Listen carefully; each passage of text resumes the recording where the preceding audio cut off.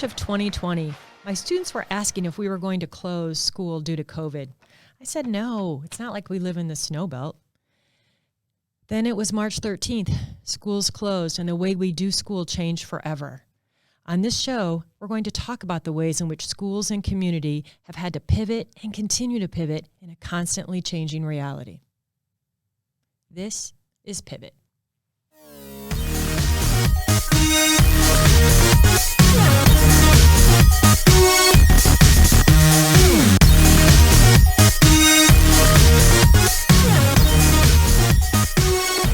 Good morning. Yes, Jagarent, I know I'm not supposed to say good morning, but welcome to our first episode of Pivot. My name is Janie Ulmer, and I'm the principal at Hamilton Southeastern High School, and I have my amazing administrative team here today for our inaugural episode. I'm going to let them go around and introduce themselves. Good morning, Janie. I am Doug Harder. I'm looking forward to this. I'm Stacy Brown. I am Jagarent, and since this is the inaugural show, I felt like I need to swear in or something. Like, where's the Bible? I need to get sworn in. Well, since we're talking pivot, Jaga, stay on the bench. He's used to that. He's used to that. That's right.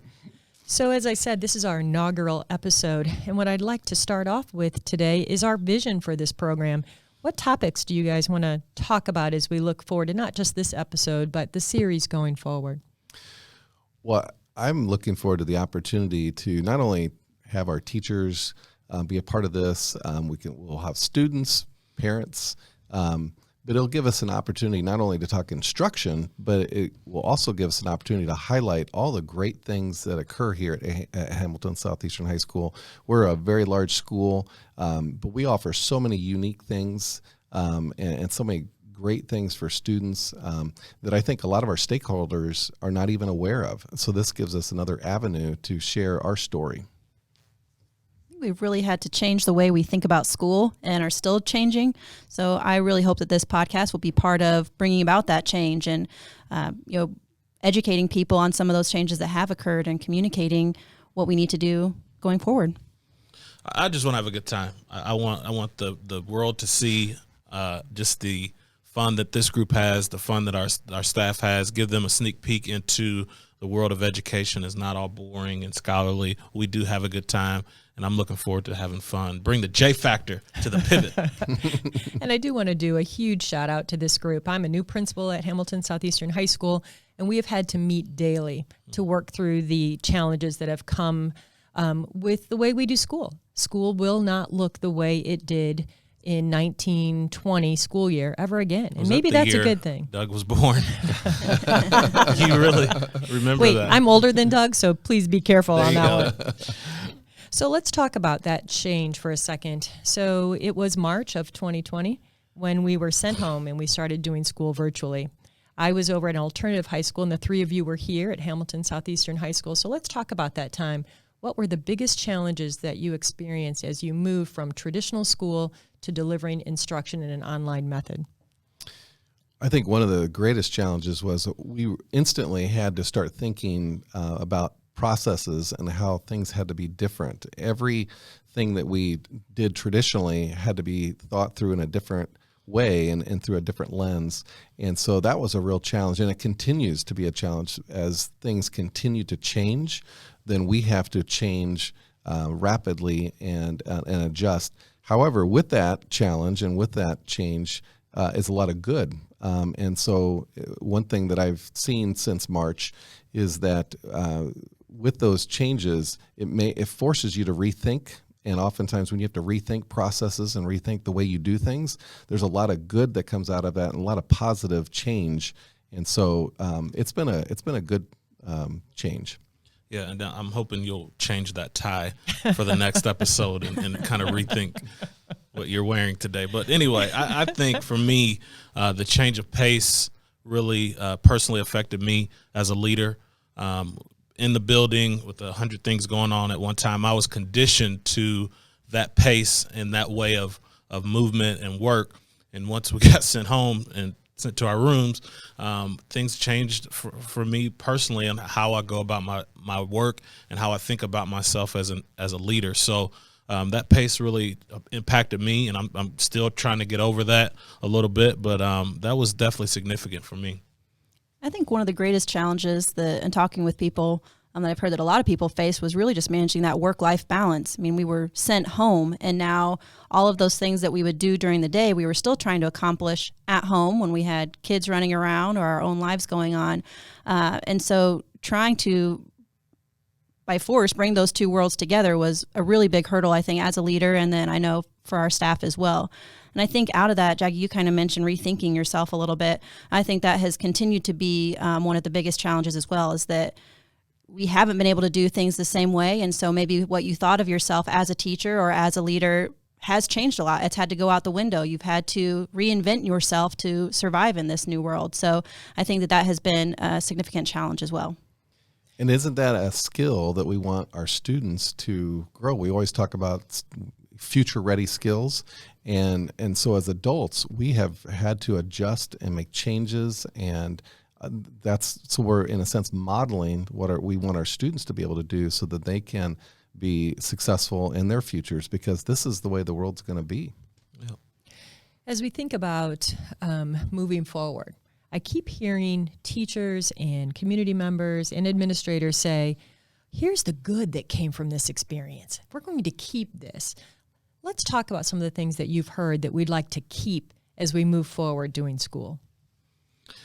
I would like to just highlight and point out the fact that our teachers have been so resilient during this time. And that's something that I hope will continue even after this time. We've had Wi-Fi issues. We've had change of phases. We've had students in and out of the classroom. And teachers just bounce back. And being able to hit that reset button when needed is something that I hope that we continue to do here in our building. I know, Jagga, when you make those air balls, you've had to bounce back. Absolutely. You have to have a short memory.